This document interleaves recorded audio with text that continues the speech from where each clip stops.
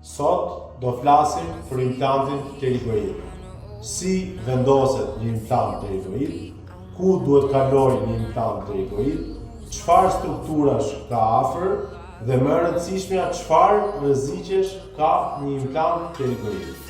Për gjitha këto, ndiqni videon pasardhës. Faleminderit. Proceset pterigoide, pllaka e brendshme, pllaka e jashtme, është një kockë që pothuajse gjithmonë na jep mundësi për të vendosur implante dentare, sepse kjo nuk i nënshtrohet procesit atrofizimit apo të kurrjes siç i nënshtrohet pjesa tjetër e nofullës.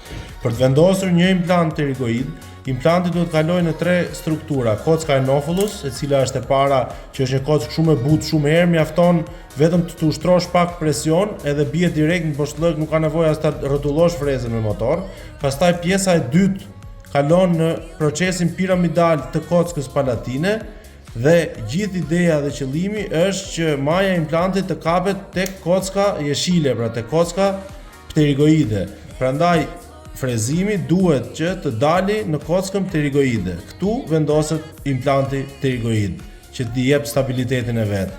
Si drejtim është maja e implantit shkon për në qendër, ndërsa një strukturë shumë e rëndësishme vaskulare që kalon në këtë zonë është arteria palatinale, e cila zbret nga sipër, kalon medialisht pllakës mediale të pterigoidit dhe del në foramen palatinale major dhe pastaj përhapet përpara. Distanca midis arterjes dhe implantit është shumë e vogël, maksimumi diku te 2 mm, prandaj duhet kemi gjithmonë kujdes kur bëjmë këto lloj implantesh. A ka rrezik vendosja e një implanti pterigoid në duar të pa trajnuara? Është implanti më i rrezikshëm që mund vendoset në kavitetin e radhë. Ndërsa në duar të mirë trajnuara dhe me eksperiencë nuk ka as më të vogël rrezik vendosja e tij.